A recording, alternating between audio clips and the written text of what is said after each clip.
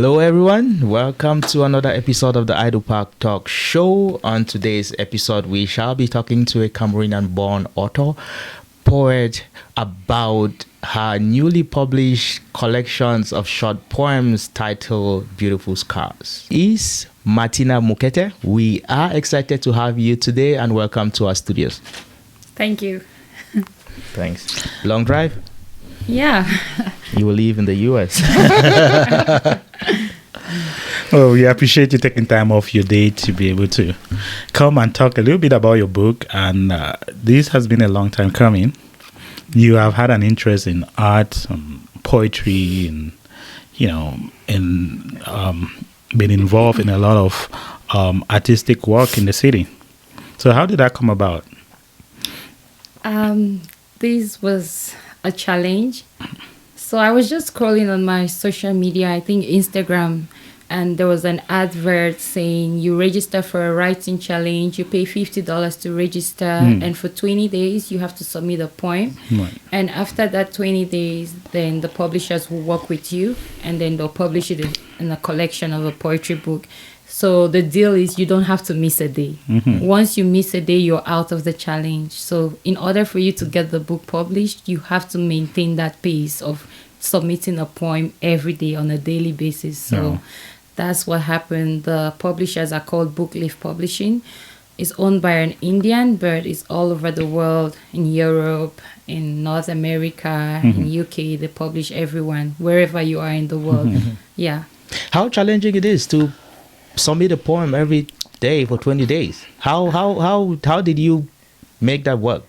It was quite an interesting journey because there's some days you're not inspired at all.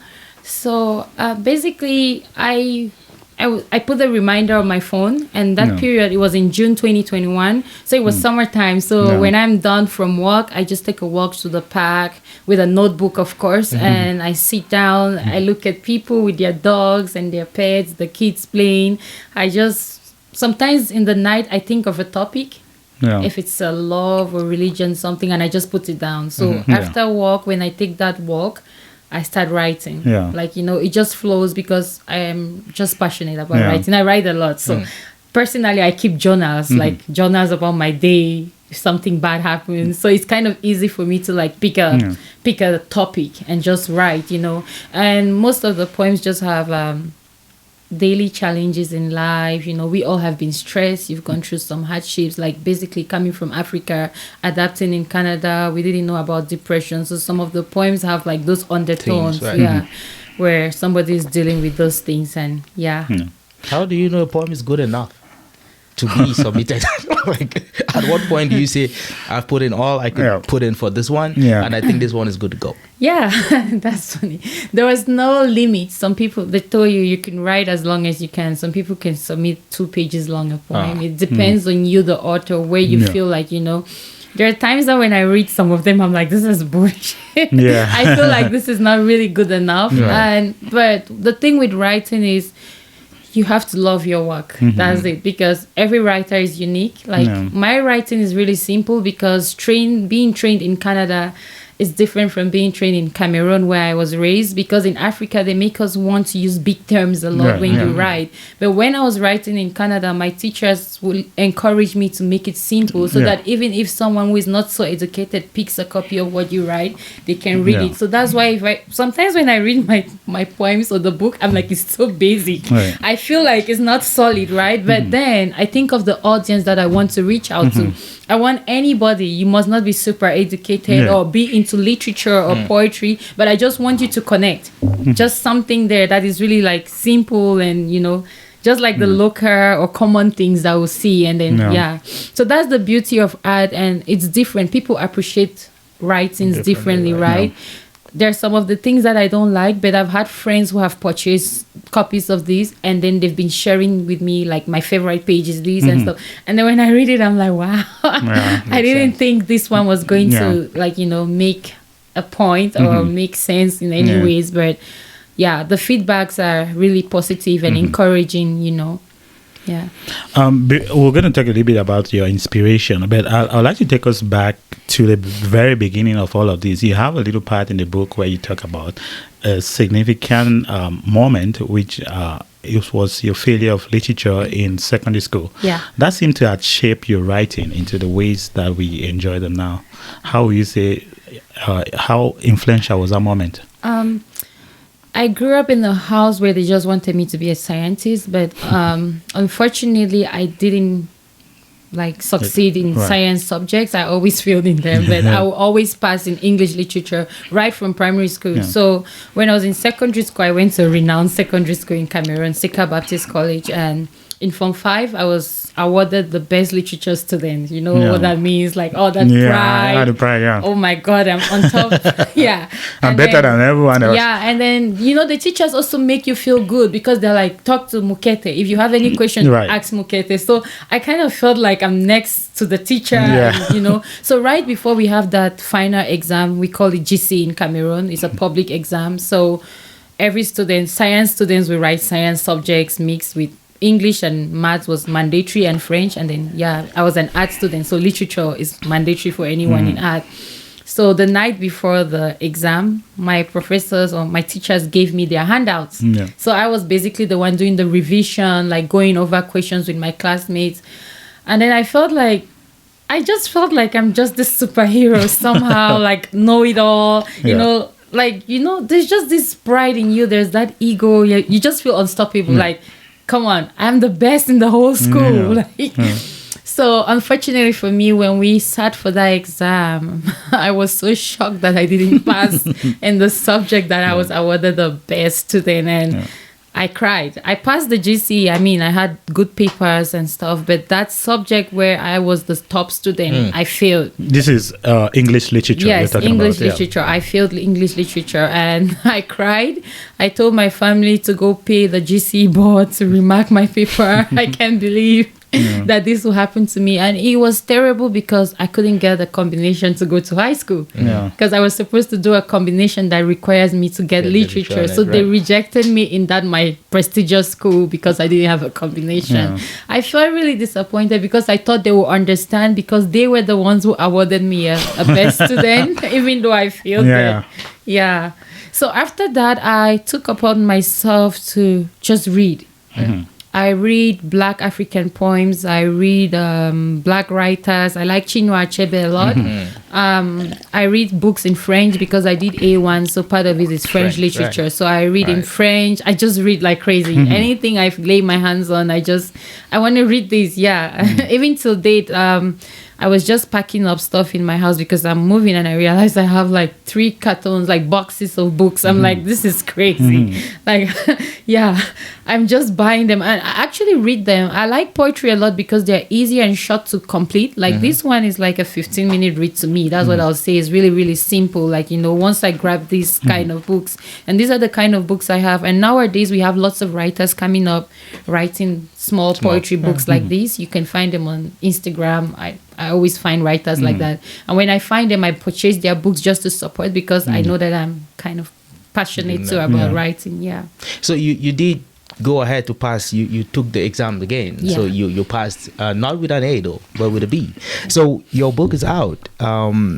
Is this redemption? Prove to yourself and to others that people who may have doubted your literary aptitude, is this redemption? Would you say?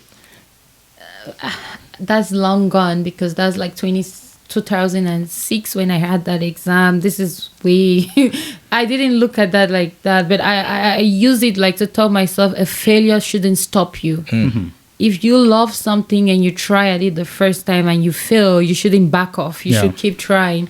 This is not the first time I've tried to publish a book. The first one I tried to self-publish it, and also the time that I wrote that book was a personal critical period for me, and I felt like it was too private, and I felt like, because when you write something, you should be able to talk or speak about it when people ask you. But for that one, I withdraw it. I pulled it out from being published in large quantities because I felt I was not ready to have that conversation for people to ask me about that particular moment in my life. But for this one, I was super excited. Yeah. And that's why because then they asked you from the beginning of the challenge if you want to center on a particular theme or if you want to. I decided to make mine a combo, a mixture of. I was like, I'll just go with anything that comes in my mind, because then if I limit myself to just religious, I'm not only gonna target Christians to read. I want everybody to be able to pick this up. Yeah. Can you take us through the moment when you're in the park and then you're trying to, write a poem? What is going through your mind? How do you go about the process? I take a walk, so I first walk for like 30 minutes. Not if you drive, you won't write. No, you need, as a writer, we writers or people that are in art, we call it a moment of mania. Yeah, so I guess I'm trying to get a point out. Is there a ritual that you kind of do, like you have to yes, walk? Because I feel like when I'm immersed in nature, that's why I get inspiration. Yeah. Because just being in that moment where it's calm, it's quiet, even your mind is so calm, and you feel like your thinking is like is matching. But sometimes when I just like wake up watching TV and trying to write, I feel like I'm just babbling and just doing my own things. But those moments where I'm in deep connection, I feel like I'm talking to somebody inside of me, and the person is like, write like this, do like this, and then I kind of like it. It's a cool moment, because then maybe I sit in the park and there's a lake or something, and I'm just looking inside the water. I just stare and just sit there for some time, and then after I just pick my book and I'm just I just get lost. That's what I'll say. And then in the moment where you think you're lost, they get to a place where you just feel like it's not flowing anymore. Right. So that's when you feel like, okay, I have to put a full stop in this one. This one is done. And then there's some of them that even when after I've written that, because some of the poems I wrote them before the due date, because I was like, if I'm waiting only for that day, I might not be able to produce something. So I write them before, and then now on that day I try to go over it and review. It's like editing, taking out some parts. I feel like this sentence is too long, and then make it look like I wanted to have this kind of pattern, this flow. So that's how I personally shape my writing skills. So for me, as a literature student, that was decades ago. I did literature a long time ago. I had nothing to do with literature. I think most people would agree with me that poetry sometimes could be dry. It could be too technical. It could be too boring, too elitist. Too hard to understand most of the time. So why poetry? Why did you pick poetry out of everything else you could have done, right? Why poetry? I mean, considering how people feel about it. I have short fiction, but I feel like I'm not in a rush to publish a book just because I want to have a name. Because it's kind of like we live in a society where everything is so hyped, like fast paced. So sometimes you have to tell yourself, calm down. I have mentors. I have people that I talk to that advise me, and I send them my writings. Like, people who have taught me in the past, I share with them, like, I like to be an author and I've written this thing. And then they always give me this advice, Martina, do not rush it. Do not be overcome by fame and all this whole thing. When you write a big book, a good book takes time to be produced. That's what they told me. So when I think of it, I'm like, now this is just a challenge. If I have to put in something like a fiction, it's going to take me way more time. And I feel like I'm going to produce something too fast, which is not that solid, what I want. I want something solid. So that's why I hold back my fiction writing, because I feel like over time, because you get experience over time. As you go through life, different challenges come, and then it shapes your thinking, your critical thinking. It shapes the way you write, the way you perceive things. So those writings that I have, I'm still working on them. That's why I'm not releasing them. But for now, I would say I have like manuscripts, so many of them that I'm working. But the challenge was mostly for poetry. That's why it came in as poems. They didn't say write stories. They said submit a poem. That's why it came into like a poetry collection. Do you feel like the inspiration for poetry, for fiction, for academic writing, they are different? Is it like a different kind of writing? Every writing is different. They are not the same. I mean, I did public admin in the University of Ottawa. I've written so many public scholarly research articles. It's a whole different ballgame when you're writing a research article. And it's a different thing when you're trying to write a story, because in a story you have to make a plot.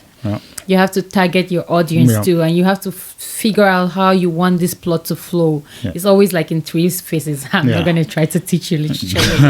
So but with poetry, like Asong was just saying, some of the poetry is like some poems when you read them, you'll be like, what is this author trying to say? Yeah. Are you crazy? Are you sick? So sometimes it's you in your own world. Yeah. And then now that's why they say poetry needs interpretation, because then you have to tell the people, this is what I was trying to say. Right. But then there are other people too that will look at your poem and understand it based on their background, where they're coming from. Right. And that's the beauty of it.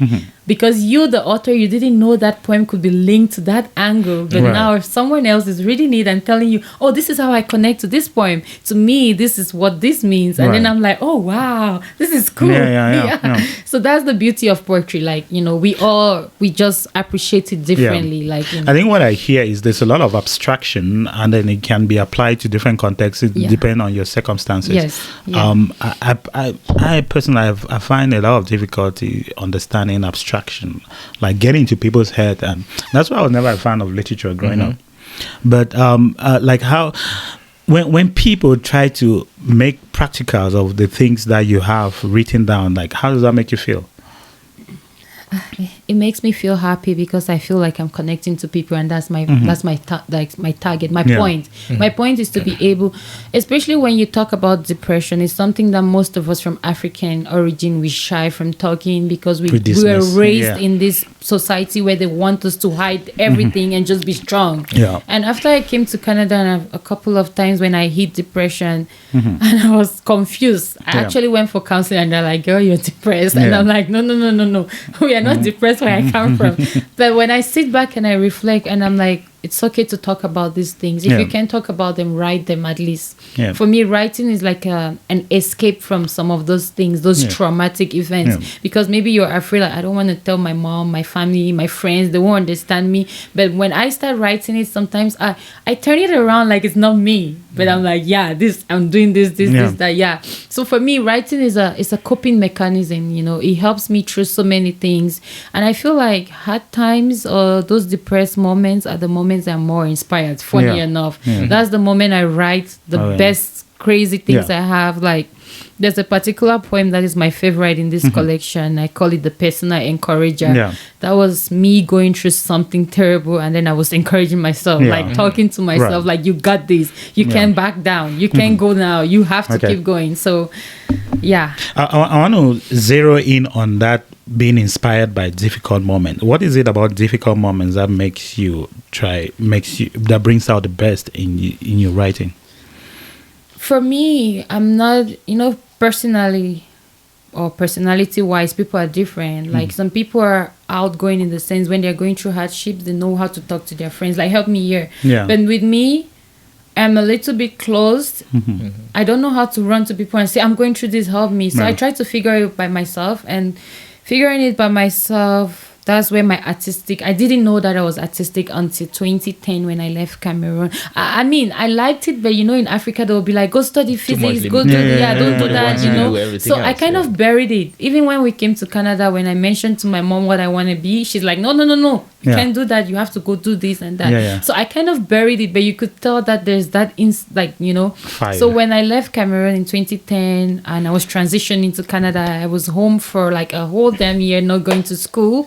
That period, I had to figure out how to deal with life, staying at home and in a foreign country where I had language barrier too. So I was reading a lot, and that's when I started realizing, you can draw too, you can write, you can, all those things. So those difficult moments will bring out the talents in you that you didn't think you had them. And it comes like so powerful. I didn't know at what point I started painting. I never went to any art school. Nobody trained me. I'll say the highest I've done is watching YouTube videos. When I'm interested in something, I'll just Google and say, how do you make this? And I watch those tutorials. Then I buy my products and I try to do it on my own. So that's what I'll say. Hardships will make you think. Just figure out, how do I get out of this place of being in this hardship? How do I come back to feeling? This is like what they say, necessity is the mother of invention. The mother of invention. I was hoping I'll get that right. Necessity is the mother of invention. Yeah, okay. I think what is striking for me, looking at your book, is you taking those difficult moments and translating it in a language that is clear and simple for people to understand. I mean, it goes back to my initial point about poetry being complex and all that, right? But this book, it's different. It's simple. Even a 10-year-old would read and understand exactly what you're trying to communicate, right? And yeah, I think for me that's what it's like difficult moments, hard conversations, but you simplified those conversations in a way that anybody who pick up the book is able to read and understand. Probably not think about exactly what you're trying to pass across, but can relate to a certain extent just by reading, which is not very true for most books. poems that I've read. So, I'm not a big fan of poems and stuff like that. I'm more into, I only write because of my academic work. That's it. So how you obviously grew up in Cameroon, been in Canada for quite a while. How was that transitioning in terms of inspiration and trying to get the best attribute for you? When you come from Africa, like you have this idea about North America, greener pastures. You have to succeed. You have just to go make out it. and plug money from your tree. You have to make it. That's the goal. When you leave Africa, you're like, I must make it. I must be successful. I must, The transition was really hard for me. My story wasn't that smooth on how I was thinking, I'll come here, I'll do this, I'll do that. So I actually had a degree in public administration, but I couldn't get a job in that field. I went ahead and I did journalism too, and I still couldn't get a job. I was so sad about it. I think that's the highest point of my depression. I felt frustrated, angry at myself, angry at my mom for pushing me to do. Why were you angry? I was angry because I'm not getting the things I was hoping to get. A job in the field that I studied and all that. So it just hit me hard, hit me really hard. I was like, I can't be failing in Canada. I mean, in Cameroon, we know that, it's hard. You finish school, you stay in your parents' house, still trying to figure it out. But then I was like, no, this is Canada. Things cannot be going the same way, And do you feel like there's an element of pride there? Yeah, that's why I say ego is the enemy sometimes in life. But for coming from a Christian home, there's moments also that I have this religious kind of thinking, or thinking that God is shaping you through those transition periods. He sees that you're not ready for that move. He holds you back. Because all those things, I was just like the same thing I talk about, the hype. I just like, she blew up. She's a big person now, but it doesn't happen overnight. Even when you read stories about people who achieve great things, their stories are very humbling.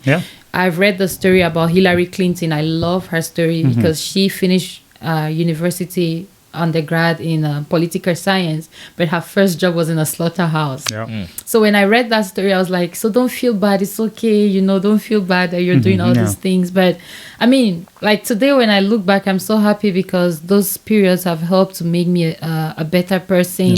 Maybe interpersonal relationship with people, even communication skills have improved, so now I feel like even if I have to go to the public sphere or to work for a corporate, I feel more confident than I feel more like I can do this, I can handle this, so I'll say the transition helped me to just work on me as a person, work on yourself, take out the cloud on your mind, the things that you think that used to hold you back, because sometimes you hold yourself back because of all this, what will people say if I write, like coming from Cameroon, we know how they are, like our parents, the peers. You write anything about love, trying to show too much intimacy, they'll be like, she's bad. Nah. But there's a poem there that is actually intimate. And my mom read the copy. I was waiting to hear her remarks. She didn't say a word. I was like, oh, then that means we're good here.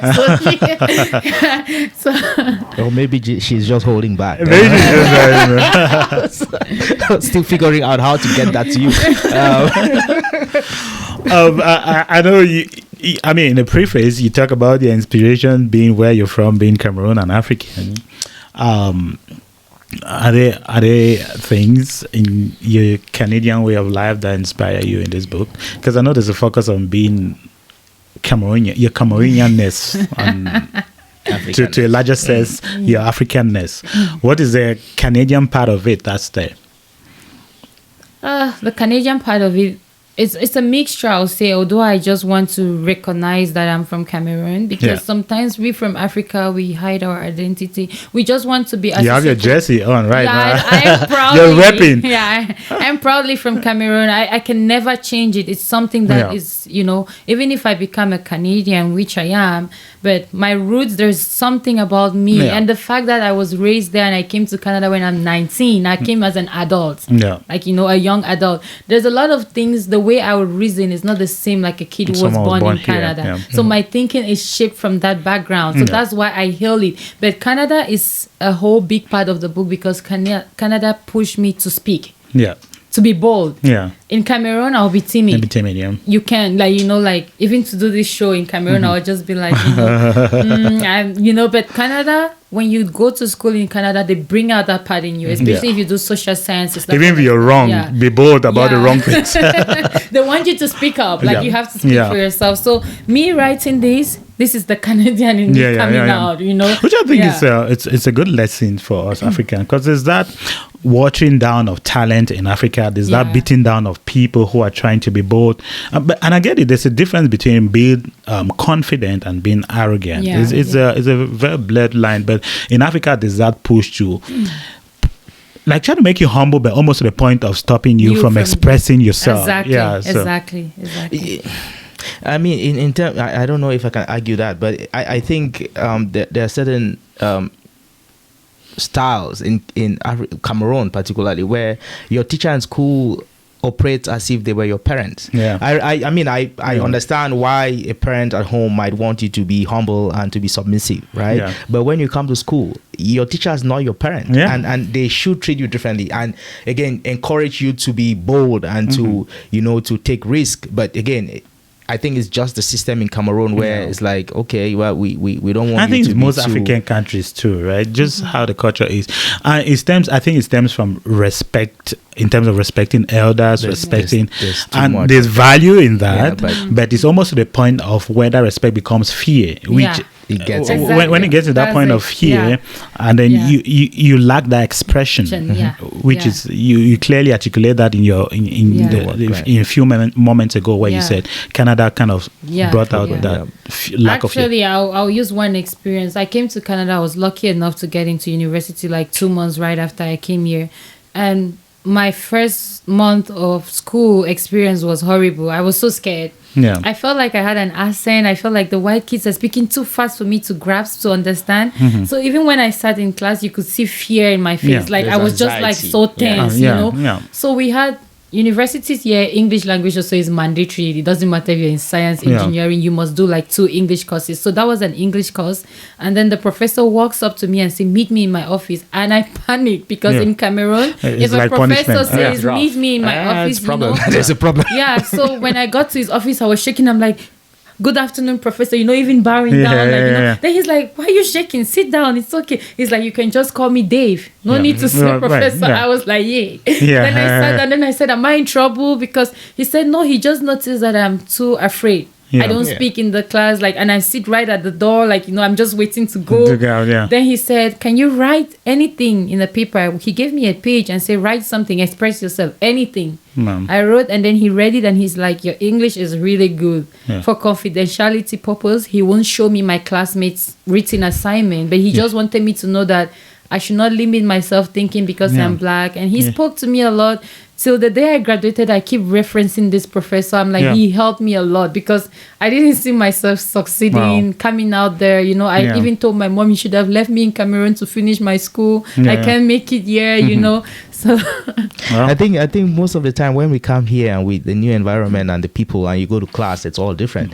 We most of the time underestimate our value. We underestimate. We just, our self-esteem goes down completely. And again, I don't know what it is, but sometimes it takes time, because even when I came here and started school, like I was almost like that. I was always wanting to. I don't say anything in class and all that. But it takes a little bit of time and a little bit of encouragement to get you out. Just a reassurance for somebody to see you and say, "Oh, you're on the right track." It helps a lot. Because then I asked my teacher, I have a hard time because I feel like I want to put my hand up in class, but I feel like they won't understand me. He's like, do not even think about that. just go ahead and speak whatever you want to right. do, you know. And that really helped me, actually. It helped me a lot. Yeah. And that speaks to the value of encouraging people, because you never know what people are going through. Everybody is struggling. Even the most confident person is probably struggling in ways that we don't understand. So there's probably value in encouraging other people. How much of this book is you? How much of that is Beautiful Scar? How much of it is about you? Everything is me, I'll say. Everything is me, because it's just me. I am someone who will say I like to be realistic, and I like my work to be authentic. We live in a time where everything is drawn from internet. I read a lot, and I try to tell myself, do not try to sound like this person. Yes, their work is beautiful, it's cool, but be you, be authentic, try to be real, be realistic, you know. Just bring out you, like as raw as it is, So I'll say 100% this book is me. Like, Talk about the title. What inspired the title?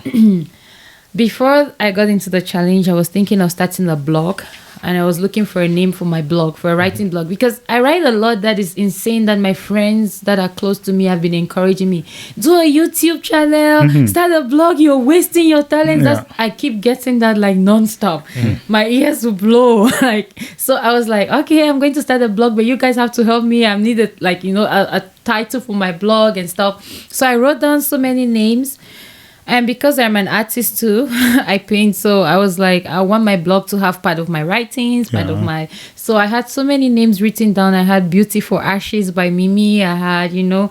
Then I kept saying, I don't want the whole thing too long. And just like that, just brainstorming. Then I'm like, the fact that these poems touch on different things, I'll call it scars, because to me, it's relating to the things that I've gone through. And to me, those are my scars that I carry. And I'm proud of them because they have brought me to this stage. Like, it feels like I'm on the stage right now, right? Like, so because of those stars, because of those scars, I was able. And then now when I read it, I feel like you're transforming the negative. Actually, I know you were going to ask me about that. So this picture, I made this painting on the top of the book, the cover page, the front cover page in 2019.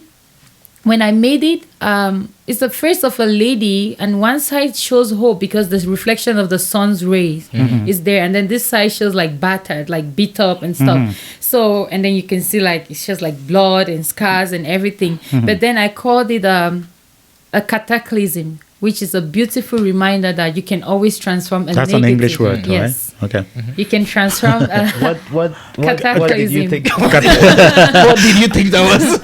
No, I heard catakis. No, I heard catakis. What you thought it was Latin? I don't know. No, it's fine. Go ahead. Sorry. Yeah, so I call it's a beautiful reminder that you can always transform a negative into a positive. You know, if something really hurts you, don't just sit there and cry over it and just keep complaining and saying this is bad.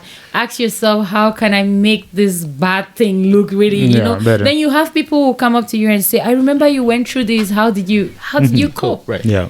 And I went for counseling for most of the times that I've had a rough patch. And Canadians, you know, white people, they'll send you, even if you don't want to, you go to the doctors, they'll just be like, this girl needs counseling. Yeah. When I go there, I always quit. I don't proceed to the end. I tell them, I feel you guys are going to make me more depressed because you just want me to keep recounting over and over what happened. And then I told them I'll figure it out on my own. And then they were scared. They panicked. They're like, no, you need help. You can't figure. I'm like, no, I'll figure it out on my own. And then they asked me, write it down. What are you going to do to come out from this situation? Then I told them, I will write and I will paint. And that's what I told them. And then I said, I will cry and then I'll go. And so that's what I did. I always tell myself, you know, it's not the worst of everything, whatever you're going through. Sometimes it's good to talk because when you hear other people's stories, you're like, oh, damn. I have it better. People are having it really bad out there. So when I look at that and I'm like, so do not dwell on those negative things and just look like it's the worst. It's the end game for you. You can always look at it and tell yourself, I have to be inspired. I am still alive. I have many chances to keep trying. And, you know, this is a long way coming. I actually did not think it would come out this soon, but... You did. Congratulations on that. I should say that I think the the cover page kind of reflects exactly what I felt or I saw when I read the book, right? I'm glad you did. Life is always there's always the good, the And the rosy, bad. and there's we always all, the dark and the dark side, we all right? have that. And- We all have those patches where, you know, if you talk to every individual, come on, like everyone even has a rich struggle. people that we see, Oh, yeah. everybody, Patches. Yeah. So that's why I felt everybody could relate to, you know, you having scars. It could still be physical scars. Some people have, like, you know, accidents and stuff. But now when you look at that and you tell yourself, I survived this. And this is me, I guess we're trying to wrap up here. But what should people expect when they buy the book? They should expect a whole range of a little bit of everything. A little bit of everything, I'll say. Coming from a generation where, I mean, my age group, young adults, we all thinking about relationships, marriage. So some poems are like, it's just love, you know, love. And then some of them is like religious undertone, you know. They'll see a little bit of a combo. That's what I call it. It's a blend of, you know, a patch of this and then this one, you know. I think, like he said, anyone can relate. I mean, I'm the oldest of 3 in a family, and my siblings, my younger brother is 17. He purchased the book, and I was happy that even a 17-year-old can read that and find something. You know, that was my goal. Like, don't make it too flamboyant and too cumbersome. You know, because my target is for anyone. Make it so easy. So when I got the book, I was looking at the book, right? And my son was just sitting next to me, and he noticed he can fully read, but he noticed the little pictures that come with every poem. Why was that important?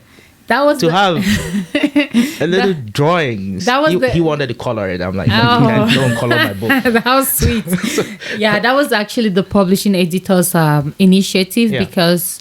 Well, because I like pictures when I look at a book. I'm not a very poetic person. I was just gonna make it be plain, and then they wrote me back and say, no, we have to do something. So how about we insert pictures? And I'm like, that's gonna be so much work for me to start, you know. Thinking but then so they told me, take your time, read every poem, just summarize it in a sentence. What is this poem about?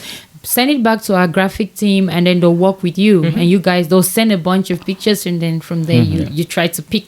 So that's what happened, and I liked it actually. I mean, did you also notice that the picture was, you could look at the picture and look at the title of the poem and kind of figure out what was going on. Yes. That was that was genius. That's part of our editing work when you're writing a book. So I'll say editors do a lot of work. So that's a good thing. They help me do that. And although I'll say I selected the pictures and the titles of each poem, of course, but that was their initiative. And then the fact that they'll throw you a whole bunch of different varieties that you pick from there. So I guess the last question for me, what will you tell someone who is struggling and is trying to get into writing? What will your advice be to such a person? I'll tell them to get a daily journal. Just write. Don't think about whether it looks good or not. Just write. Sometimes in my journals I write even summaries, like, you know, just put it's just me who can understand some of the things. Just write. Don't think about it. The day you figure it out that you want to make it be published, that's when you work more on it. But writing, like I'll say, anybody going through hardship, writing is a beautiful skill to master. It's a coping mechanism that is just between you and your writing, and except if you let it go out, you know, or someone picks it. Sometimes even when I write, even if you pick it, you won't know who this belongs to if I don't put my name on top of it. You know, it's a beautiful thing because it feels like you're in this world where nobody's judging you, nobody's saying anything to you, and you're able to just spill it out. Spill it all out. The hurt, the anger, the shame, the regrets, everything, frustration, you let it go. And then after that ugly part, then you ask yourself, do I want to write something that every time they read my thing is just like I'm just full of bitterness, just like pouring out? Then now you start looking at it and you're like, if the opposite of, you know, anger or hate is love, then I start trying to mirror the words, like how can I transform this thing so that's it. So I'll encourage anybody who feels like they're having it really tough, people who are private, they don't want to share, like, you know, writing, nowadays things have advanced so much. You must not write with a pen and paper. For me, I'm very traditional. I like pen and paper. writing. Yeah, I like pen and paper. Nowadays, right. you I have like your that feeling. smartphones, you have notepads in your smartphones, you have your laptops, iPads, computers. You can just create a folder somewhere and just say, these are my, yeah. Okay. Any follow-up? I have a question. Okay, for last question. What I wanted to do is I wanted you to read poem number 19. But what I'll let you do, I'll let you pick a poem. Read either all of it, depending on how short it is. 19 is short, but you could pick any. Read a portion of it and then tell us what either what you were going through when you wrote that, or what message you wanted to pass across when you wrote it. So pick any. I'll just give you the option. Okay, I'll do 19. You ask that and I'll go for that. The customer is always right. The request You is have my to command. save, yeah. 19 is really short. This day I'm not sure I actually had something to submit, but I was like, I'm so close to be out of this competition. Today is day number 19. I have Something to make has to it. go. Yeah. So I sat and I'm like, damn, I'm screwed today, because you need it to be submitted by 11:59. So before midnight for the next day. So I sat and I'm like, God, I need inspiration, but it's not coming. I have things going on. So I just thought of adulting. Part of our adulting is that you go in and out of relationships, right? And there's some times that you feel like someone rejected you and then you feel bad about it. But the beauty is that that's life. It's a circle. And I'll say for me, this was one ugly breakup that was really annoying to me. And so my 19 poem is mostly me talking like, you remember me, you remember my name and my face, you remember my heart, and you remember my love. You remember that there was no other woman like me trying to tell myself, girl, you got this. It's you. This person could reject you, but you're still you. You're strong and you're going. So, yeah. It reminded me of how, when I read it for me, it just reminded me of how unique each and every one of us is. No two people are the same. Yeah. No two people experience the same thing. Yeah. So yeah, it kind of reminded me about that, and just looking at the kids. Like again, I was reading that with the kids around, and I'm like looking at them, and it just brought a whole lot of different feelings for me. But yeah, for that it kind of spoke to me in a different kind of way, and that's why I wanted you to read it. Thank you. Thank you too. Yeah. Actually, my favorite poem, like I mentioned earlier, I guess we have time for one more. Yeah, go ahead. My favorite poem actually is on page 10, which is poem number 6. The person I encourage, the one that I mentioned, that's really my favorite poem. It says, you might seem far away from your dreams, but God has the right move to link everything together. Keep working hard even when nobody sees it or understands your passion. Your visions shall speak in the end. The path of fulfilling destiny is always lonely, but champions are made through this path. You are not alone. God is always with you. Oil is processed through crushing and friction, so the beautiful oil that will come out of your life is also being processed presently. The path leads to glory, so you can't give up. You have come too far to stop now. One day, your story will inspire others. Trust me. That's actually my favorite one. Preach. Yeah. Preach. I Yeah. see what it is. This was a wonderful conversation. We had fun and we were inspired. Some of us who are not into poetry might see how we dabble into that. But Mimi Muteke, Jesus. Sorry.